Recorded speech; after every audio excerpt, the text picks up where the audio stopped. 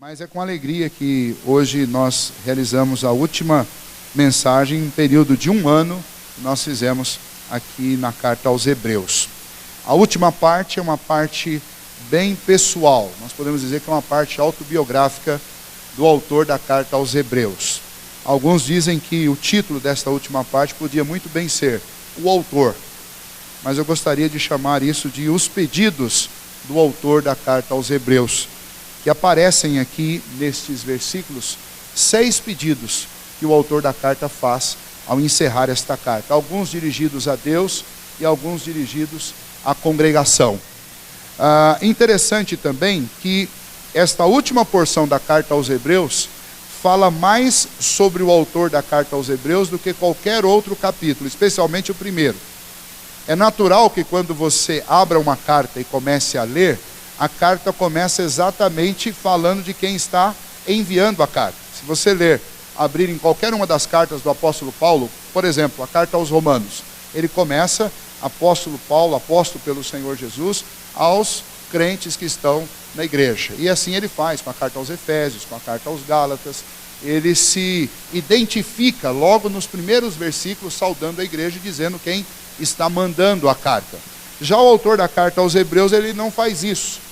Ele inicia, se você lembrar, desde o primeiro versículo, ele já inicia na palavra que ele quer ensinar. Ele, olha, Deus tem falado de muitas maneiras, pelos pais, pelos profetas, mas ultimamente ele nos falou pelo seu Filho. É assim que ele começa, apresentando Jesus nos primeiros versículos do capítulo 1, e deixa para falar sobre si, ou alguma coisa sobre si, nesta última parte do capítulo 13. Diferente das outras cartas, então, aprendemos sobre o autor no final e não no início.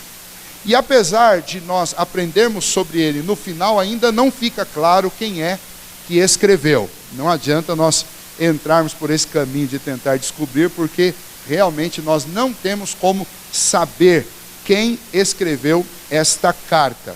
É interessante que ao ler a carta inteira, você vai notar que somente em 2 lugares na carta o autor fala em primeira pessoa, como as outras cartas. Os outros escritores, quando eles escrevem a igreja, eles são pessoais e eles falam na primeira pessoa.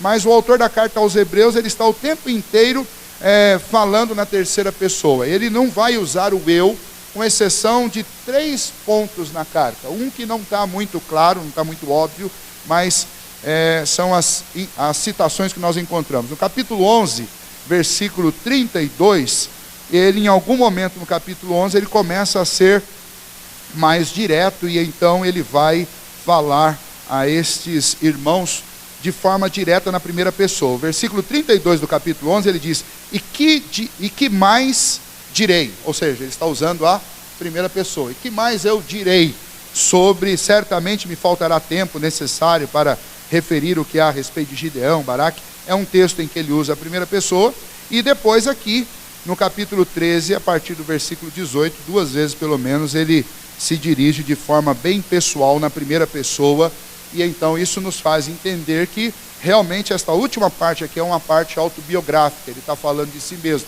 É como o pastor que terminou a pregação e começa os avisos que ele quer dar à igreja, as comunicações, né, as citações que ele quer fazer de si mesmo. Então, são os pedidos pessoais que ele vai fazer aqui, depois de encerrar a mensagem que ele tinha para entregar para a igreja. Ao longo da história, tem se estudado e discutido sobre a identidade desse autor, especialmente na Idade Média, depois na época dos reformadores. Duas grandes possibilidades foram defendidas ao longo da história. Várias outras, tem tese de tudo enquanto é tipo sobre a autoria da carta aos Hebreus, mas as 2 maiores, as 2 principais, eu quero citar para vocês, para a gente não se delongar muito. A principal e a maior delas é que o autor tenha sido o apóstolo Paulo, que ele tem escrito isso. Em Roma, ele estava escrevendo aos cristãos judeus em Jerusalém. Essa é a tese, que ele estava preso em Roma, e de lá ele escrevia para os cristãos judeus que estavam sendo perseguidos e habitavam em Jerusalém, e então ele manda uma mensagem para eles. Os pais da igreja acreditavam nisso. Nos primeiros séculos da era cristã, eles defendiam isso. E, aliás, a carta aos Hebreus foi incluída no cânon das Escrituras. Quando o cânon foi fechado, o cânon das Escrituras é esse conjunto dos 66 livros. A carta aos Hebreus ela foi incluída porque a igreja acreditava piamente que o autor era o apóstolo Paulo. E como as outras cartas de Paulo foram incluídas, eles também defenderam que esta carta, que é a maior de todas as cartas do Novo Testamento, fosse incluída. Mas lá no terceiro século já havia dificuldades com as quais eles conviviam para defender essa tese. Uma delas está justamente relacionada ao texto do capítulo 2. Se você puder voltar aí no capítulo 2, os 3 primeiros versículos do capítulo 2, eles demonstram que o autor, ele não é um receptor de primeira mão do Evangelho. E isso diferenciaria do apóstolo Paulo. Isso tornaria uma pessoa diferente do apóstolo Paulo. Veja o que diz. Os 3 primeiros versículos do capítulo 2 dizem o seguinte: por esta razão importa que nos apeguemos com mais firmeza às verdades ouvidas, para que delas jamais nos desviemos. Se, pois, se tornou firme a palavra falada por meio de anjos, e toda transgressão ou desobediência recebeu justo castigo, como escaparemos nós se negligenciarmos tão grande salvação, a qual, tendo sido anunciada inicialmente pelo Senhor, falando de Jesus, foi-nos depois confirmada pelos que a ouviram. Ele se inclui, foi-nos depois anunciada por aqueles que ouviram. Então, esse texto torna o autor da carta aos Hebreus um cristão da segunda geração, não da primeira. Paulo não ia dizer que aprendeu daqueles que ouviram de Jesus. Paulo aprendeu diretamente do nosso Senhor Jesus. Então, por causa desse texto, a tese de que foi o apóstolo Paulo que escreveu, ela tem essa dificuldade com o próprio texto bíblico, porque você tem dificuldade de explicar por que ele escreveria isso daqui. Então, ele poderia ter falado, aqui vocês ouviram, mas ele coloca que nós ouvimos. Como escaparemos nós, né? A outra dificuldade é que, embora para nossa leitura simples haja uma certa semelhança nos textos do apóstolo Paulo e no texto da carta aos Hebreus, hoje, com toda a capacidade que nós temos de análise gramatical, de sintaxe que nós temos nos nossos tempos, existe uma diferença quase que absoluta entre o texto da carta aos Hebreus e os textos escritos por Paulo. Na gramática grega e na sintaxe grega, os textos não foram escritos pela mesma pessoa. Não é a mesma maneira de compor. São composições distintas. E então a gramática e a sintaxe afirmam que o autor não é o mesmo. Não tem como. Aí alguns vão defender que talvez fosse um amanuense que estivesse escrevendo o que estava ouvindo de Paulo, mas ainda assim é uma tese bem remota. E então essas duas dificuldades são encontradas com a tese de que tenha sido o apóstolo Paulo. Uma terceira dificuldade que eu quero citar é o fato de que Paulo se identifica em todas as outras cartas. Não haveria um motivo pelo qual ele não se identificasse nessa, né? A mudança de comportamento não cabe e acaba enfraquecendo a tese de que tenha sido o apóstolo Paulo. A segunda tese, que é a mais aceita, inclusive hoje em dia, embora ao longo da história não foi, mas hoje em dia é, inclusive na época dos reformadores, há aqueles que defendiam que era o apóstolo Paulo e também aqueles que defendiam que aquilo que diz essa segunda teoria que eu quero citar para vocês, que quem escreveu foi alguém muito próximo de Paulo. Os nomes mais cotados são Silas, Barnabé ou Apolo, que eram 3 companheiros de Paulo, que trabalharam com Paulo, que conheciam muito bem o apóstolo Paulo e que ouviram o evangelho já a partir do trabalho do apóstolo Paulo, de Pedro e de outros, e que eram grandes pregadores, que eram profundos conhecedores do Antigo Testamento, que conheciam a doutrina dos apóstolos muito bem e tinham uma capacidade muito boa. E que, por que esses 3 nomes especificamente? Porque esses 3 também eram amigos de Timóteo.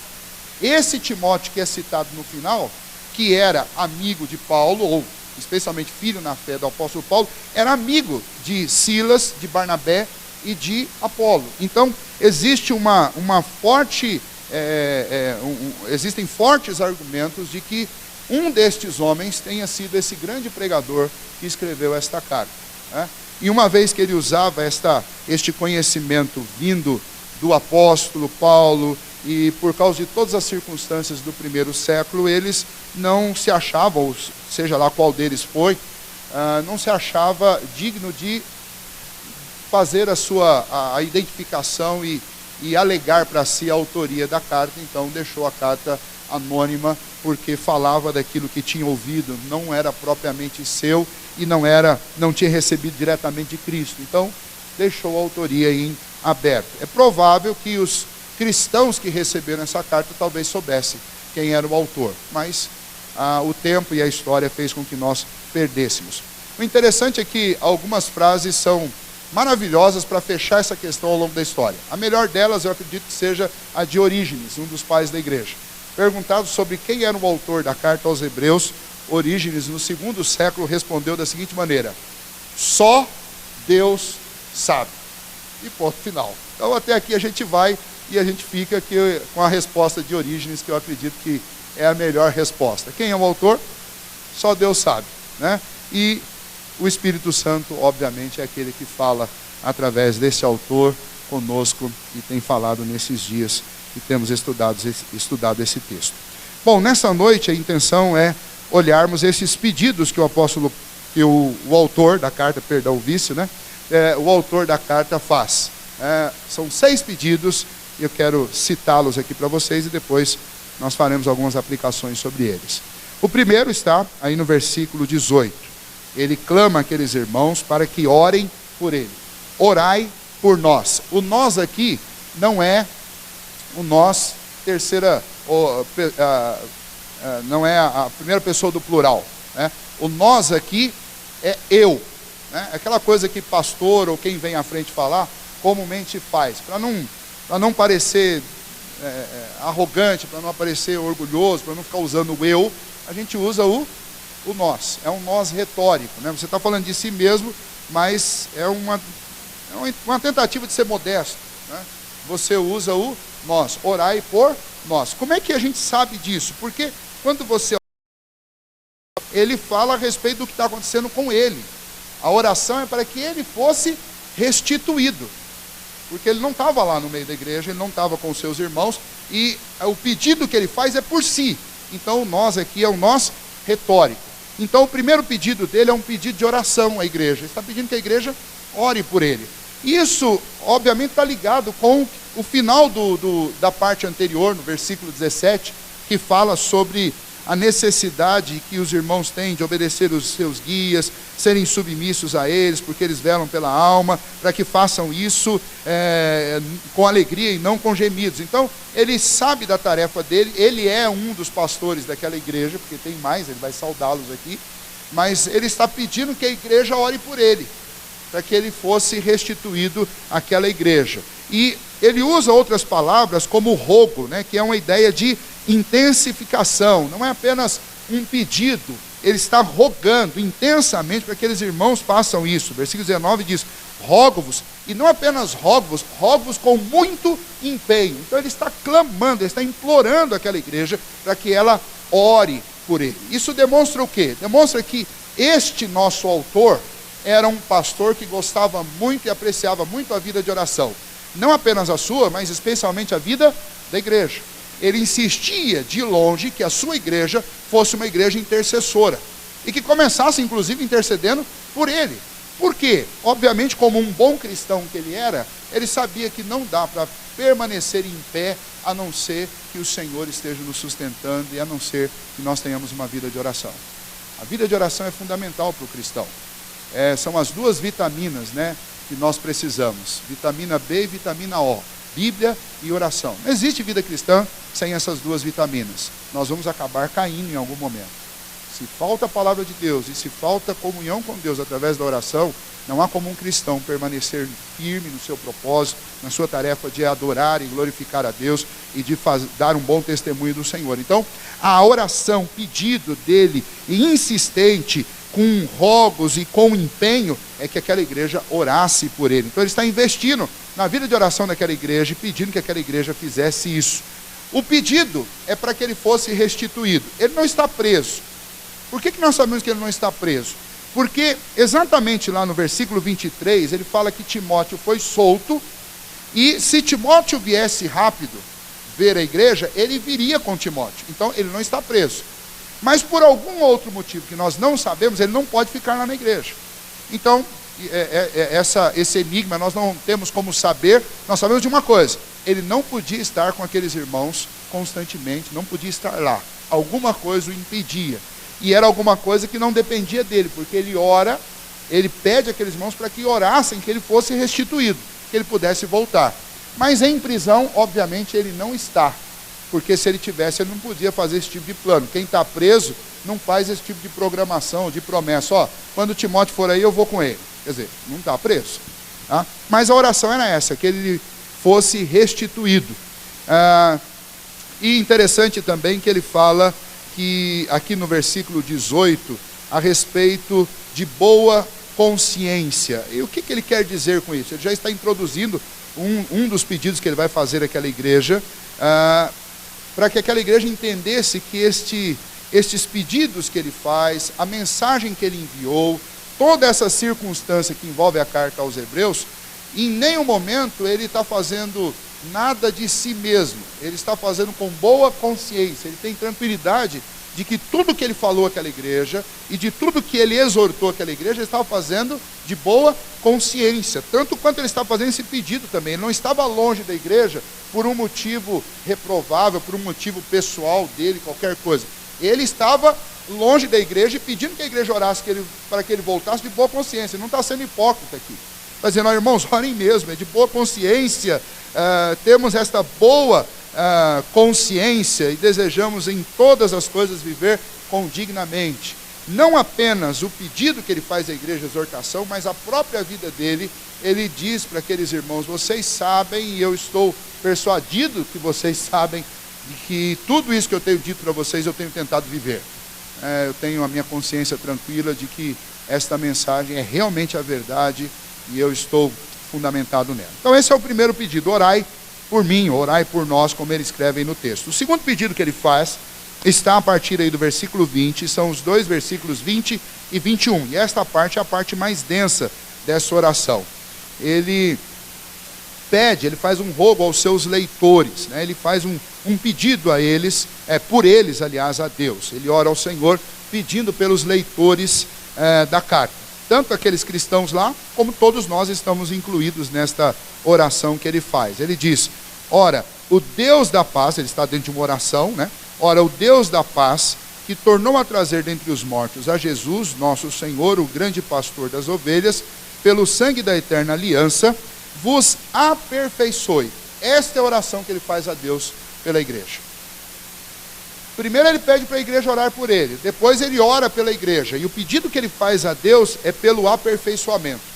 Aperfeiçoamento é uma palavra que está aparecendo na carta aos Hebreus desde o primeiro capítulo.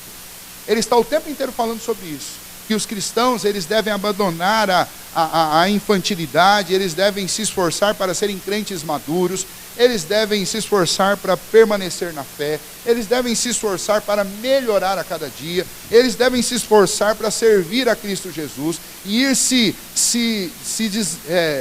desembaraçando, como nós lemos no capítulo 11, daquilo que os assedia, daquilo que os segura, daquilo que perturba a vida deles e a fé deles. No capítulo 12, especialmente, ele fala sobre isso, que eles deveriam se considerar como um atleta no meio de uma corrida que não pode olhar para trás, tem que deixar as coisas para trás e tem que ir avançando para aquelas que estão diante dele e olhando firmemente para Cristo. Então, o assunto da carta, intensamente, é essa proposição de aperfeiçoamento.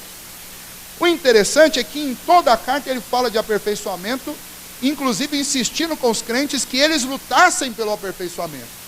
Mas quando chega aqui no capítulo 13, nesta oração, ele pede a Deus que realize o aperfeiçoamento naqueles cristãos. E isso diz muito a respeito de toda a teologia desta carta. Porque esta oração é uma oração cheia de doutrina e cheia de teologia. Ou seja, ele está pedindo a Deus, porque realmente Deus é quem pode cumprir isso na vida dos homens, torná-los perfeitos. O homem tem essa tarefa e essa obrigação de lutar para ser aperfeiçoado. lutar para melhorar, mas quem realiza efetivamente essa obra no homem é Deus. E por isso o autor termina a sua exortação clamando a Deus que faça essa obra naqueles homens. E o clamor dele não é apenas que Deus os aperfeiçoe em todo bem, mas é os aperfeiçoar em todo bem para cumprirem a vontade, que é a vontade de Deus, operando naqueles cristãos o que é agradável diante do Senhor. Ou seja, ele está pedindo que Deus ajude aquele povo, para que aquele povo faça o que é agradável a Deus.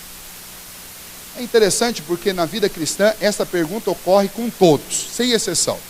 Você ouve que você precisa lutar contra o pecado, e você precisa resistir, fazer morrer a sua natureza, e você precisa vivenciar esse processo de santificação, você precisa ser cada dia mais parecido com Cristo. A gente vai ouvindo isso e sabe que tudo isso nos tensiona a um aperfeiçoamento. Em contrapartida, nós ouvimos pela mesma pregação do Evangelho que quem realiza isso em nós é o Senhor, é Ele quem efetua tanto o querer como o efetuar, como o apóstolo Paulo fala. E a gente fica, em algum momento, a gente fica naquela, e aí? Eu faço alguma coisa, não faço, fico esperando. Quando eu não estou com vontade de orar, eu tenho que orar, eu tenho que esperar Deus colocar em mim a vontade de orar. Quando eu não estou com vontade de ler a Bíblia, eu tenho que ler a si mesmo, ou tenho que esperar que Deus coloque esta vontade em mim e me capacite a fazer. Quando eu não estou com vontade de ir à igreja, o que eu faço? Eu fico sentado lá no sofá, esperando que o Espírito Santo me mova do sofá e me traga para a igreja, ou eu tenho que ir assim mesmo? Como é que essa coisa funciona? Em outras palavras, nós estamos lidando de forma prática, dentro desta oração aqui, do autor da carta aos Hebreus, com responsabilidade humana e com soberania divina. Então esta oração é uma oração muito doutrinária. E o que ele vai mostrar nisso? Ele vai mostrar para nós que estas duas coisas, elas andam completamente juntas.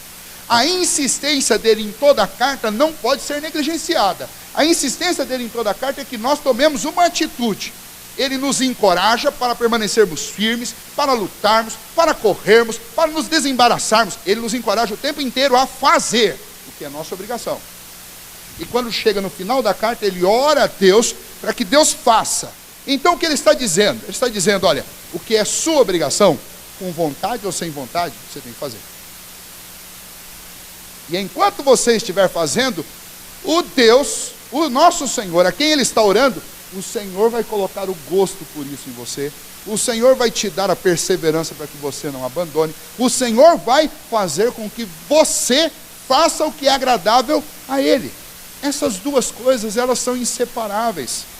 A minha responsabilidade como filho de Deus, como cristão, é inseparável do governo soberano de Deus sobre a minha vida. E é exatamente por isso que na minha caminhada eu vou fazer o que Deus me manda, contando que Ele vai fazer em mim, com que essas coisas se tornem reais. Então as duas coisas trabalham juntas, elas não têm que ser, elas não precisam serem como se fossem coisas opostas, responsabilidade humana e soberania divina.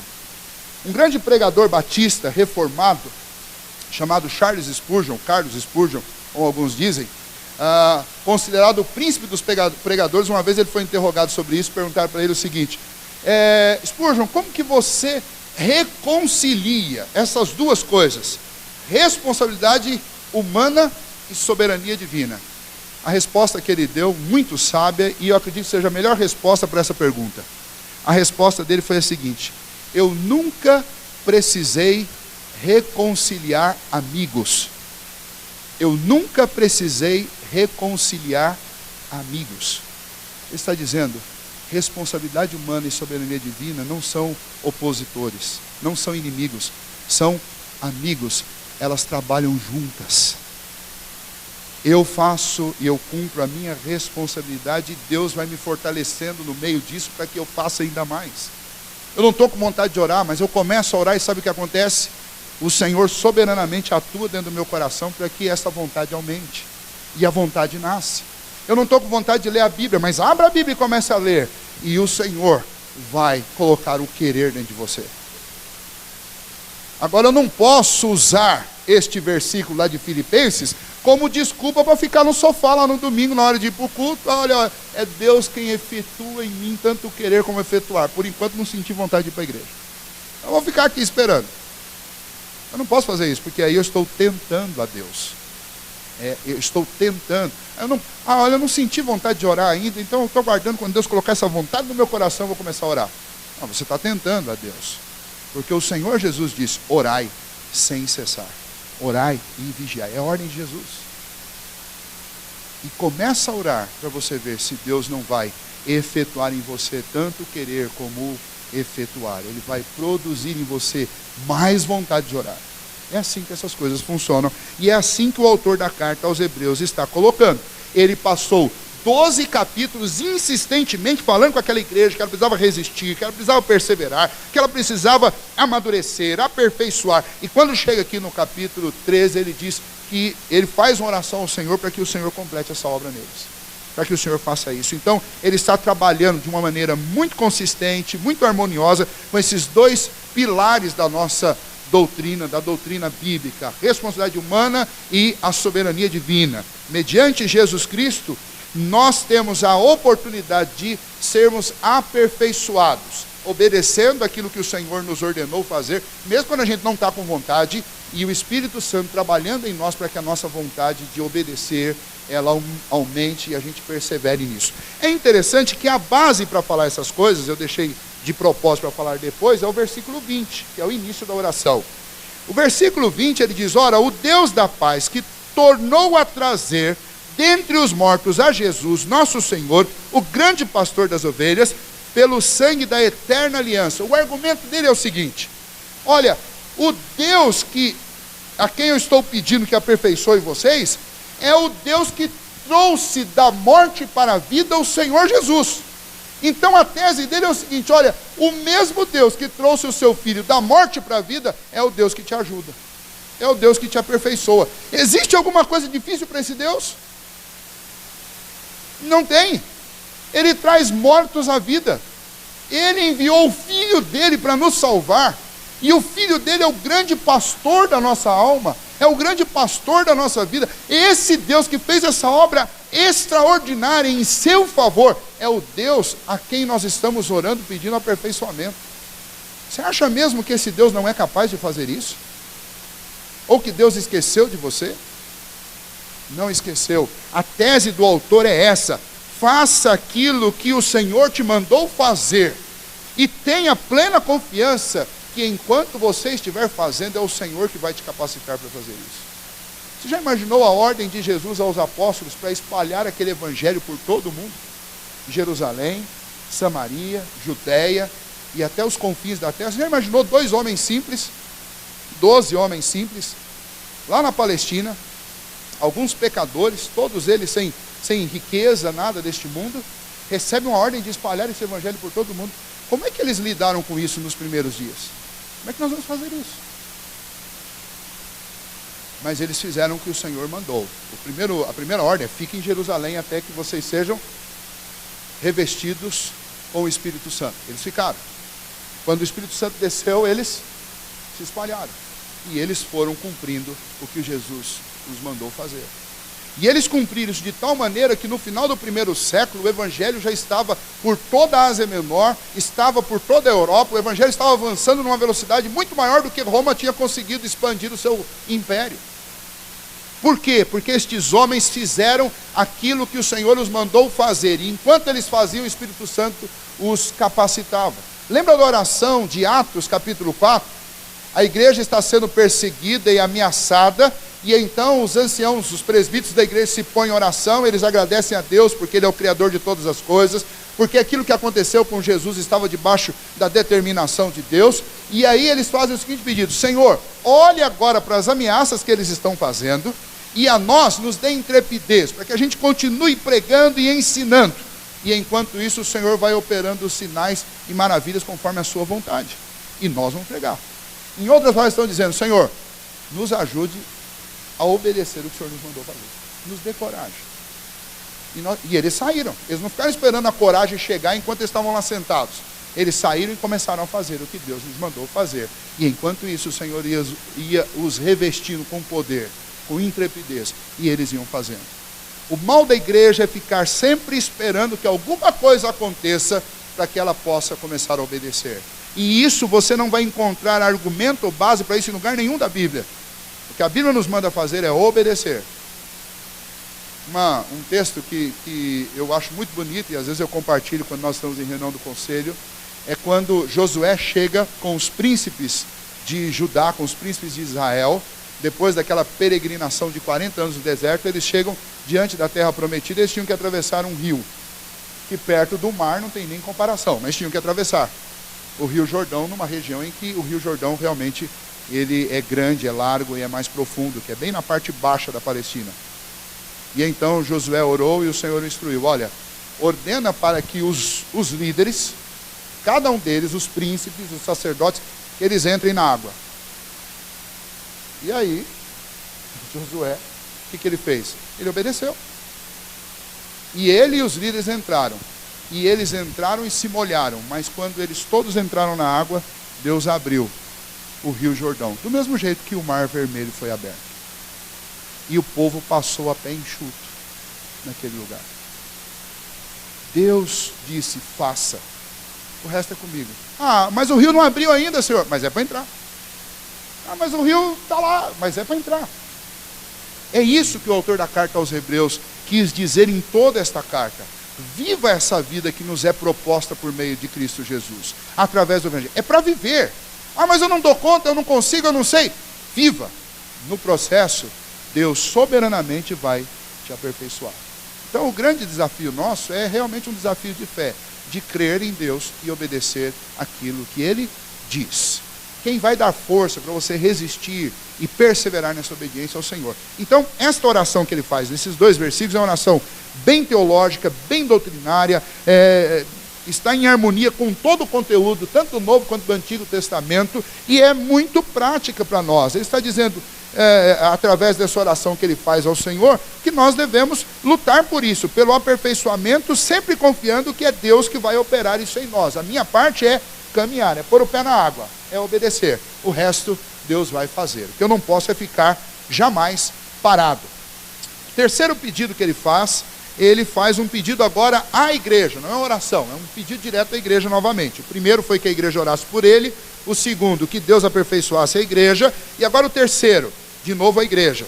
Rogo-vos ainda, irmãos, que suporteis a presente palavra de exortação. O rogo dele, o pedido dele, é para que aquela igreja suporte aquela carta.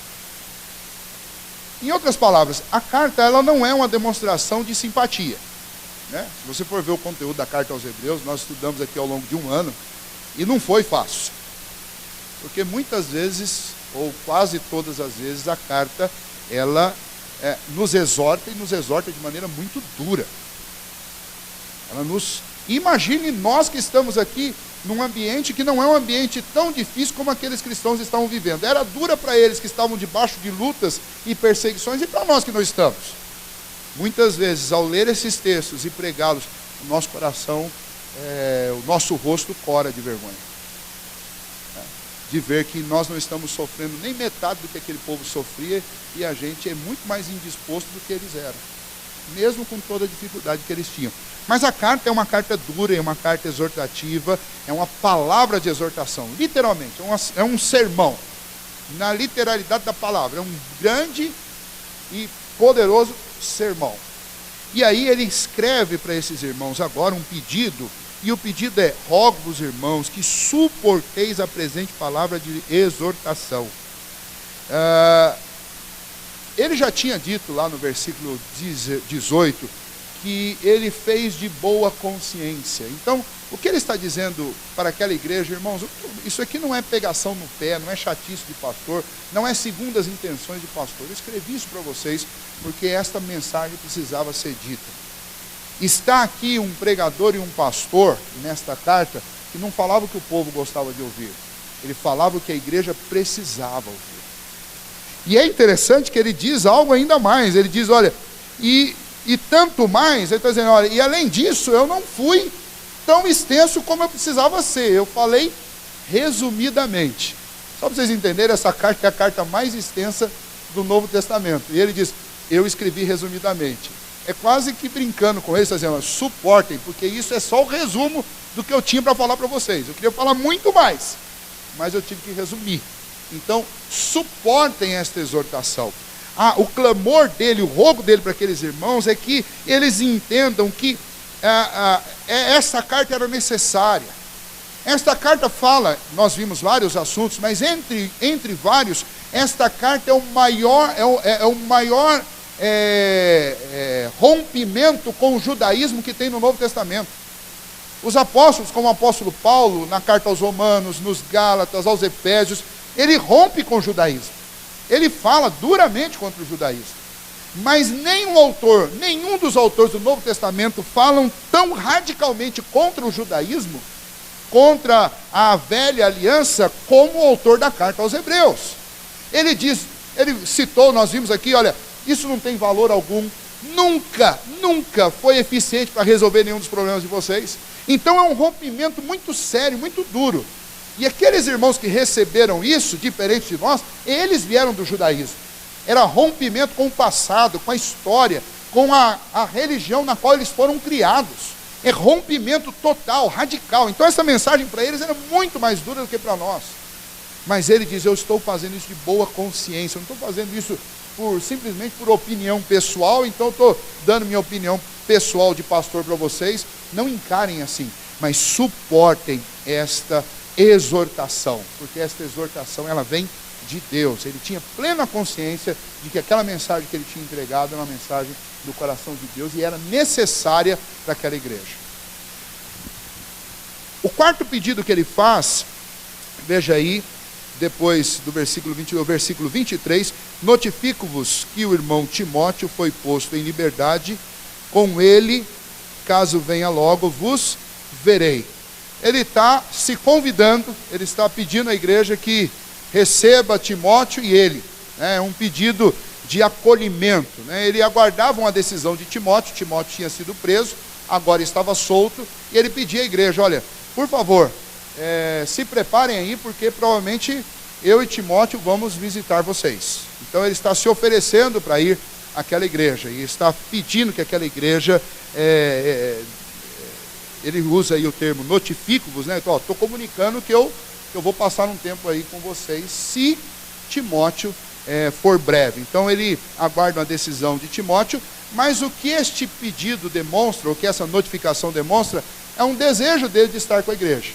Está aqui um pastor que não via a hora de voltar a estar com o seu rebanho, demonstrando uma atitude que deve ser uma atitude comum dos pastores da igreja. Pastor como eu, ou pastor como os presbíteros da igreja. Deve ser um grande prazer nosso e deve ser um grande desejo nosso estar com a igreja, conviver com a igreja, participar da vida da igreja. Esse pastor que escreveu esta carta, que ele diz que é resumida, mas é a maior no Novo Testamento, ele estava com saudade da sua igreja, ele não via a hora de poder ver a sua igreja de novo. Isso está claro, tanto no primeiro pedido, que ele roga aqueles irmãos para que orem por ele, para que ele seja liberado para voltar, e também nesta quarta fala dele, onde ele notifica que se Timóteo voltar logo, ele logo veria a igreja novamente.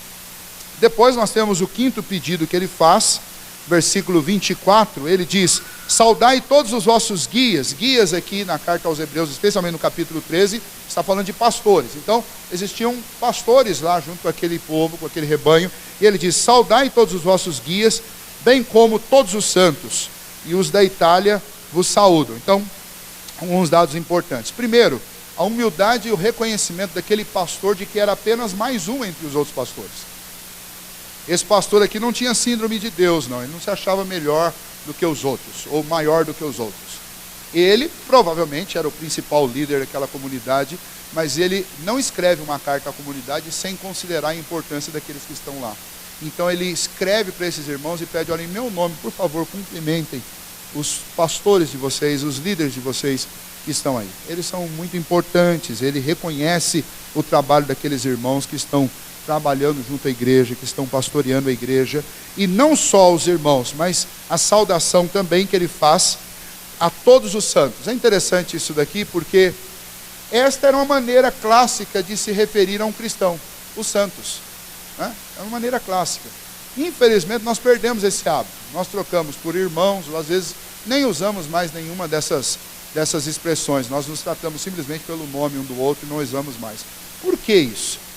Bom, primeiro, o autor se dirige aos santos, como Paulo também se dirige à igreja como santos, porque ele está olhando para o cristão como alguém que foi justificado e o nome está completamente limpo, porque Deus abençoou com toda a sorte de bênçãos espirituais. Cristãos podem realmente ser chamados de santos. Nós não estamos dizendo que ele está vivendo uma vida plenamente santa, porque ele pode tropeçar. Mas significa que, objetivamente, quando Cristo morreu por nós lá na cruz, nós fomos limpos definitivamente diante de Deus. Fomos santificados objetivamente. Processualmente, à medida que nós vamos vivendo a vida cristã, Deus vai processando essa santificação. Mas objetivamente, diante de Deus, nós somos santos. Então os apóstolos chamavam os crentes de santos. Por que nós paramos de usar isso? Infelizmente, hoje nós não usamos por causa da nossa alma católica, né? Porque o povo evangélico brasileiro tem alma católica. Nós somos tão influenciados pelo catolicismo que a gente tem medo de chamar uns aos outros de santos e parecer que a gente está querendo dizer outra coisa. Ou parecer, e aí que eu cito a alma católica, ou parecer que eu estou concorrendo com aqueles de barro. Eu não posso chamar fulano de santo, porque santo é aquele que está lá no altar. E aí nós, para fugir do constrangimento, para fugir do medo de falar isso não ser bem entendido, a gente abandonou essa maneira de nos referirmos. Mas você podia muito bem se dirigir à sua esposa como uma santa irmã, ao seu esposo como um santo irmão, porque em Cristo Jesus nós somos santos. Então é difícil de recuperar isso, mas é assim que nós deveríamos nos relacionar, nós deveríamos nos tratar assim. Lembrando do que o apóstolo Paulo faz lá no capítulo 8, ele fala da obra de Cristo de maneira completa. Aos que predestinou, a esses também justificou, aos que justificou, chamou, e aos que chamou também glorificou. Para Paulo, tudo isso é coisa que já foi concretizada. Então o tratamento dele com os irmãos é tratamento com os santos. Por quê? Por que eu vou ficar tratando o Marcelo pelos defeitos dele, se eu sei que diante de Deus ele já foi completamente transformado, glorificado e aperfeiçoado? Aqui no tempo essas coisas vão acontecer cronologicamente, mas no céu isso já está absolutamente feito. Então é melhor nos tratarmos por aquilo que seremos por toda a eternidade do que me tratar por aquilo que eu ainda vou ser por 10, 15 anos, eu não sei. Então os crentes do primeiro século, eles tinham esse entendimento, eles se tratavam como santos. Infelizmente nós perdemos isso, é uma pena, mas nós podíamos nos ver assim uns aos outros, como santos em Cristo Jesus, né? Aí uma prova de que provavelmente ele estava ou na Itália, o autor dessa carta, ou estava com um grupo de cristãos da Itália junto com ele, nós não sabemos. A tese mais provável é que ele estava na Itália escrevendo de lá, e é por isso aqui quem defende que é Paulo vai dizer, é Paulo, estava preso em Roma, né? E diz, os irmãos aqui da Itália saúdam a igreja. Mas a gente não sabe, podia ser um outro escritor num outro lugar, com um grupo de cristãos italianos, dizendo, olha, os da Itália saúdam. Então novamente não é uma prova, né? É apenas uma pista que nós não temos conclusão. Mas essa saudação demonstra o amor fraternal que existia entre esse pastor e os outros pastores da igreja, e entre o pastor e a sua igreja, entre o seu povo. E a última frase aí da carta, que é a frase que é absolutamente apropriada para fechar a carta, porque é o resumo daquilo que a nossa fé nos ensina. Ele termina dizendo, a graça seja com todos vós. Por quê? Porque a graça de Deus nos basta. A graça de Deus nos basta. Tudo o que ele diz na carta inteira se resume neste pedido que ele faz ao Senhor. Que a graça seja sobre todos vós. O apóstolo Paulo, quando ele estava lidando com um problema em si, na sua carne, que nós não sabemos o que é, ele pediu insistentemente a Deus que o livrasse disso. E Deus lhe deu a seguinte resposta: a minha graça te basta. Porque o meu poder, o poder de Deus, se aperfeiçoa nas nossas fraquezas. E então os apóstolos, eles terminavam suas cartas, os autores terminam suas cartas, os escritores bíblicos terminam suas cartas dizendo, a graça seja sobre vós. Por quê? Porque definitivamente é isso que eu preciso, da graça e do favor de Deus. A minha salvação, a minha esperança, a vida eterna, tudo isso está dentro desta bênção que nós recebemos, que é a graça do Senhor. Quando eu falho, a graça de Deus me basta. Quando eu acerto, é pela graça de Deus que eu acerto. Quando eu estou desanimado, a graça é a medida certa de força. Quando eu estou triste, a graça é a medida certa de alegria. É a graça do Senhor que é suficiente para qualquer que seja a situação que eu esteja passando. É a graça do Senhor, né? Na continuação lá, o apóstolo Paulo, ele diz: olha, se eu tiver que me gloriar em alguma coisa, eu vou me gloriar nas minhas fraquezas, porque as fraquezas são genuinamente nossas. São nossas. Mas aquilo que nós conseguimos fazer como cristãos, aí a glória tem que ser de Deus, porque é por causa da graça e da misericórdia de Deus que nós conseguimos avançar, nem que seja 1 milímetro na nossa vida cristã. É pela graça de Deus, porque foi pela graça que nós descobrimos o que tínhamos que fazer. É o Senhor que teve misericórdia de nós e graciosamente abriu os nossos olhos, nos chamou da morte para a vida. É pela graça do nosso Senhor, Salvador Jesus Cristo, que nós temos o privilégio da redenção, da salvação, da esperança. Tudo na nossa vida depende desta obra extraordinária de Deus, que é a obra da graça, a obra maravilhosa do Senhor, nos amar e nos dar o que nós não merecemos, que é a vida eterna em Cristo Jesus.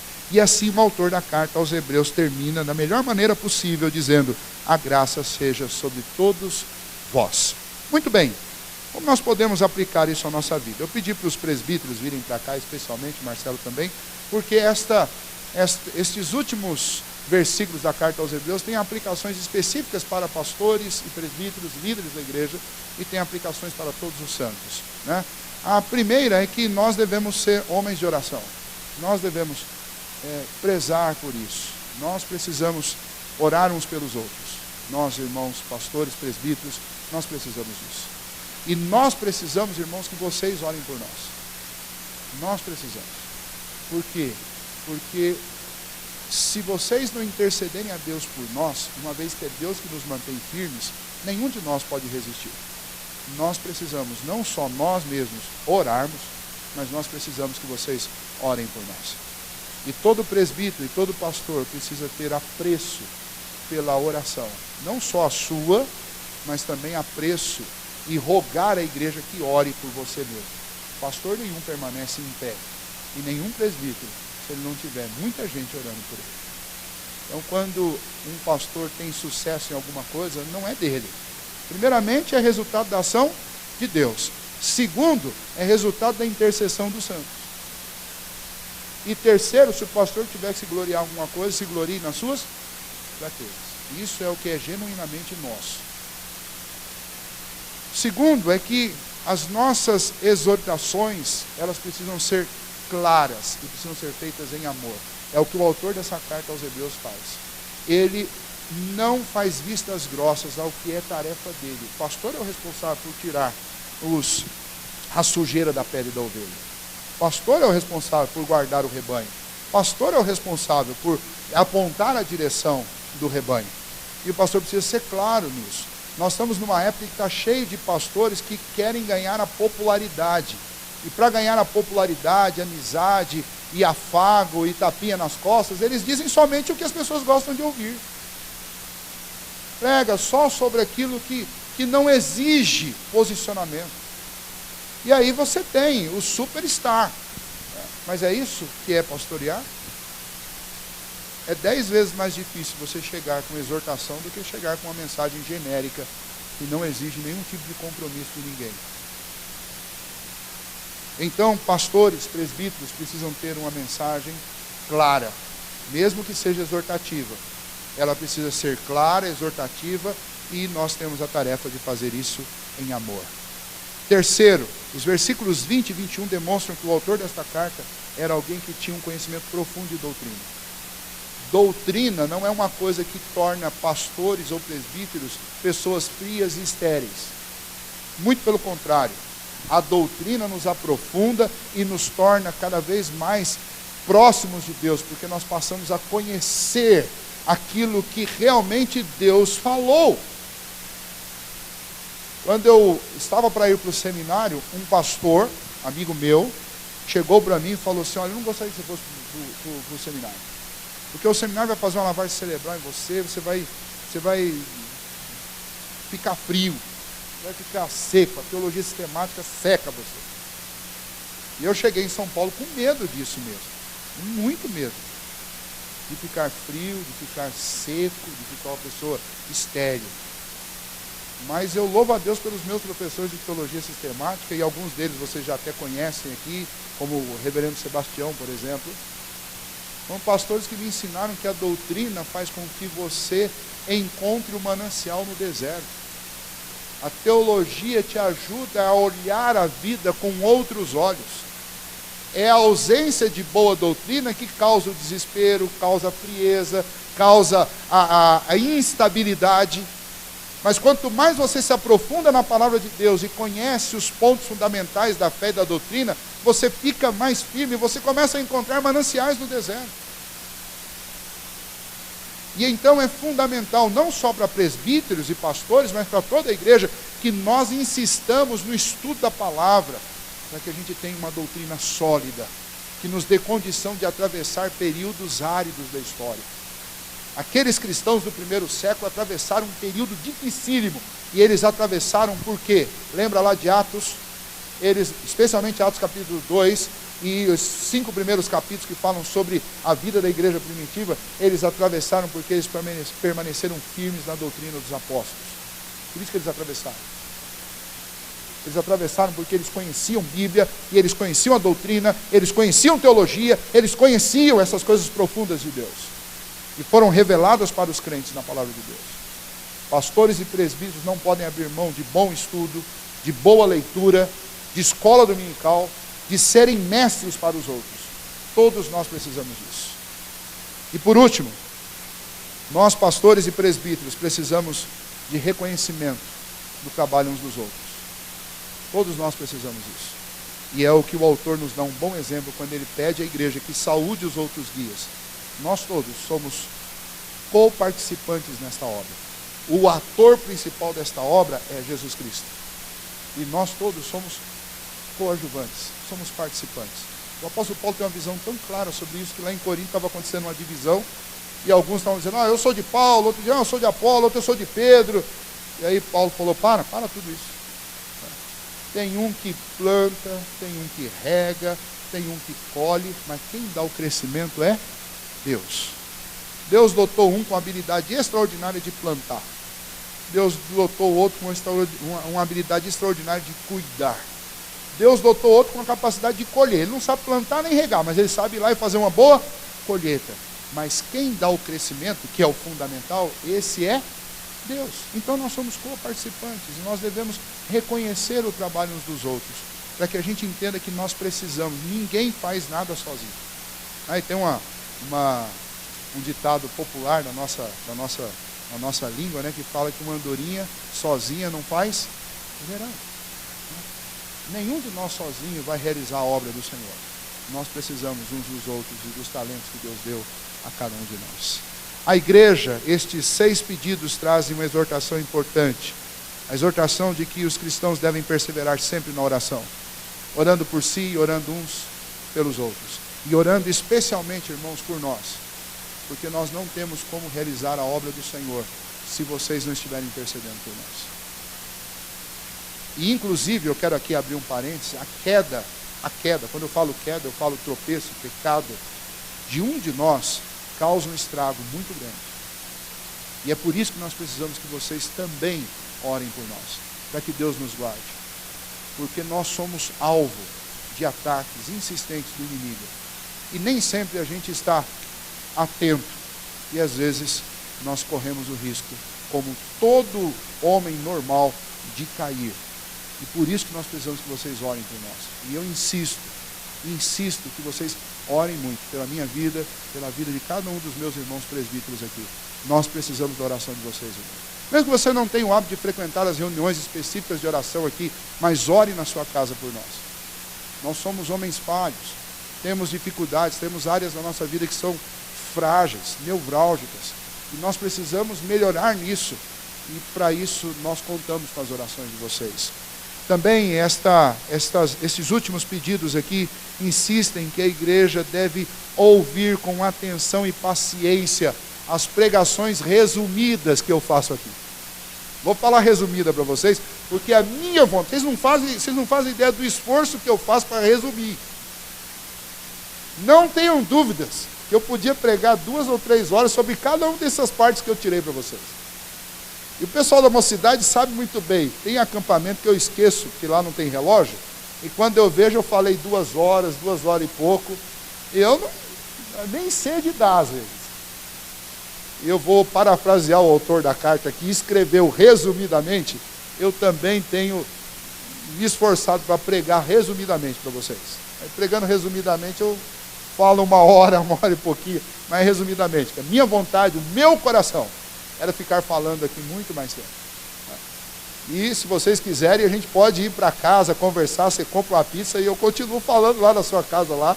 E enquanto eu não estiver comendo pizza, eu falo. Porque o meu desejo é falar dessas coisas maravilhosas de Deus. Mas eu peço a vocês, irmãos, que ouçam com atenção. Eu não estou usando esse tempo aqui para expor minhas opiniões pessoais. O tempo que eu uso aqui com vocês é para expor a palavra de Deus.